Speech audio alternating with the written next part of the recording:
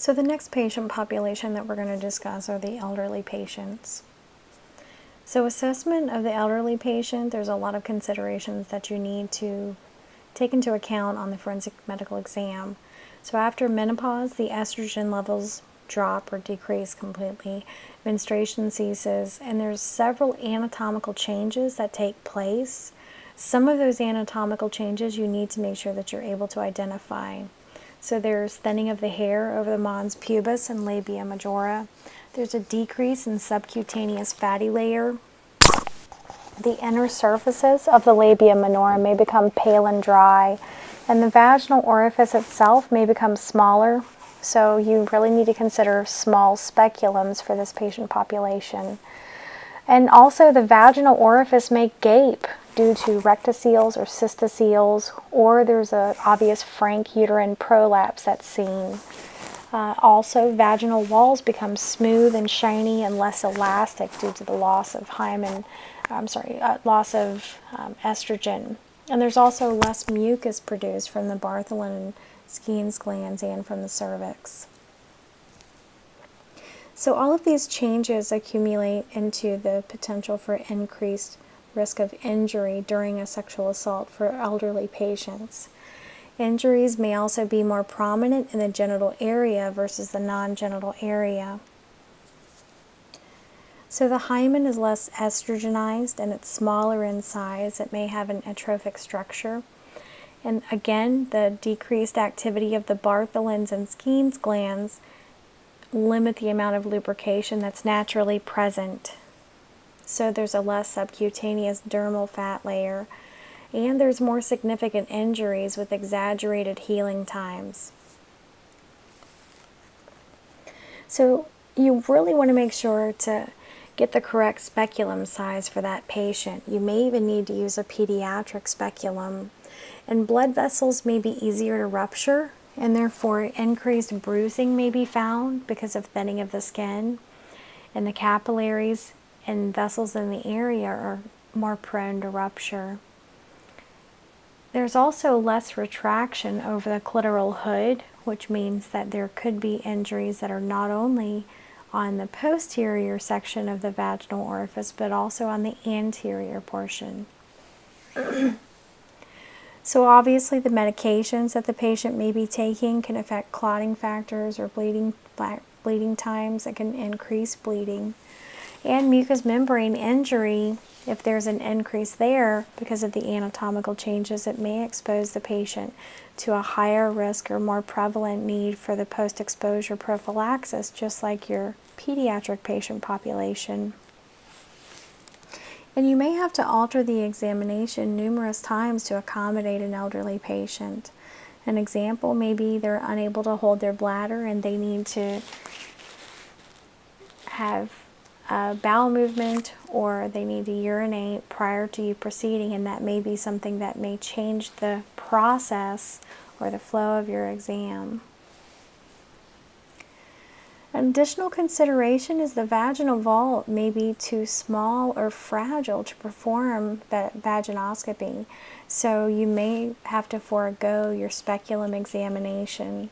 So it's really important to consider collecting swabs as opposed to a full speculum exam if the patient warrants that type of maneuver. And if this is done, it is important that you document in extreme detail the exact location where the swabs were collected. An example of this documentation may be vaginoscopy unable to be performed due to, and then you insert your rationale for deferring that portion, and then continue to state specimen collected from the distal vaginal vault and the surrounding hymenal tissue from 5 o'clock to 9 o'clock. The rationale for documenting in this detail is because it will give prosecutors or law enforcement a better sense of connecting the dots of this objective data to your objective findings, and it may be based on the position of the assault too. And this information will be gone over more when we discuss injuries. So this is an exam from an actual patient, and you can see around 6:30 to 7 o'clock on the vaginal opening, there's actually a significant tear.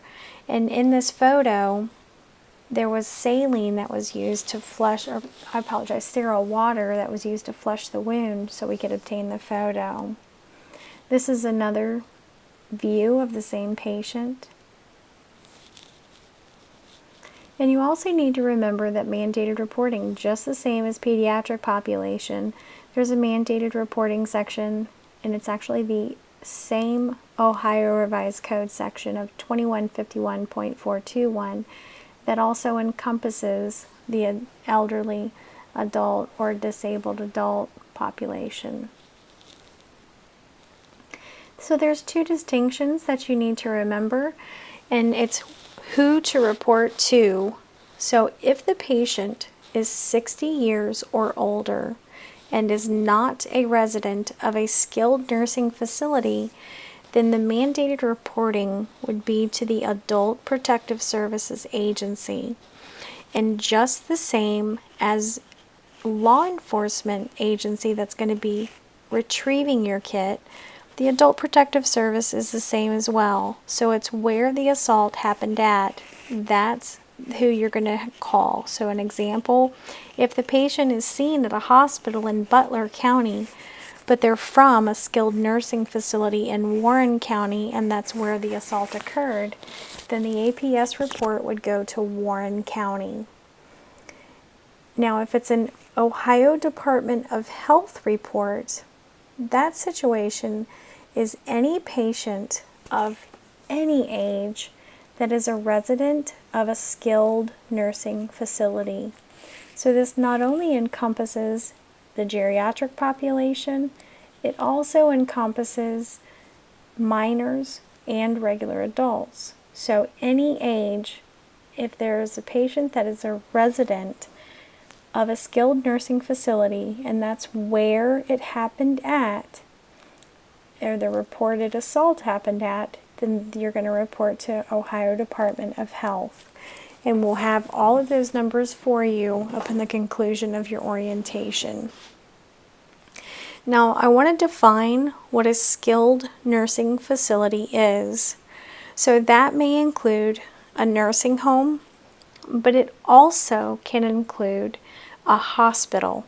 So there are frequently instances where we're called and a patient states that they were assaulted in the hospital.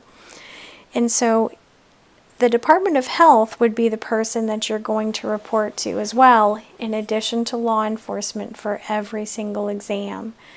So if the patient is 65 and it happened in any skilled resident, then you would contact ODH. And just the same as any case, when you're doing your mandated reporting to law enforcement, you're supposed to call them after you complete your consent for the forensic examination.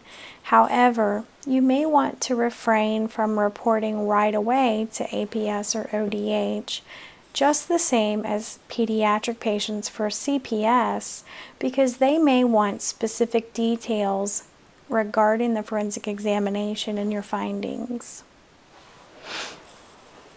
So a verbal phone notification is done at the facility at the time of the exam, and as just stated, the same as minor patients, you may want to wait until the conclusion of your exam to contact them so you can provide them some of the findings from your exam.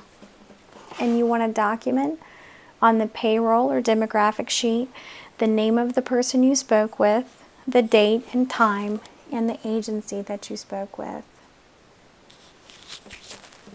This is an example of our payroll demographic form that you've seen a few times. And if you look at the bottom of the form, this area here is where you're going to document who you spoke to for CPS, APS, or ODH.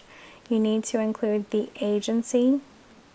So an example would be Butler County CPS or APS, or ODH, the name of the person you spoke with, and the date and time that you spoke with them. And again, just the same as some CPS, There may be some APS agencies that don't operate 24/7, so you may have to leave a message, and they will most certainly be calling you on your business line to gather more information.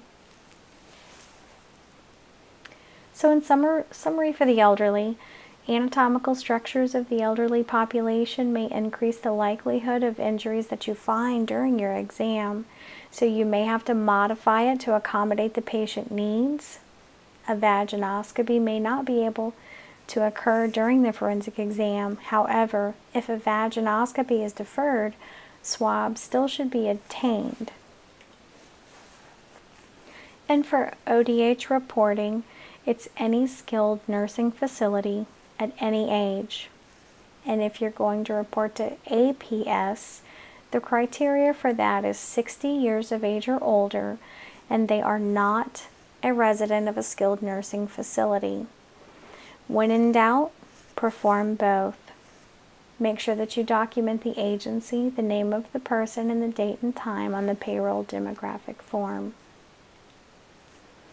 And if you have any questions, please let me know.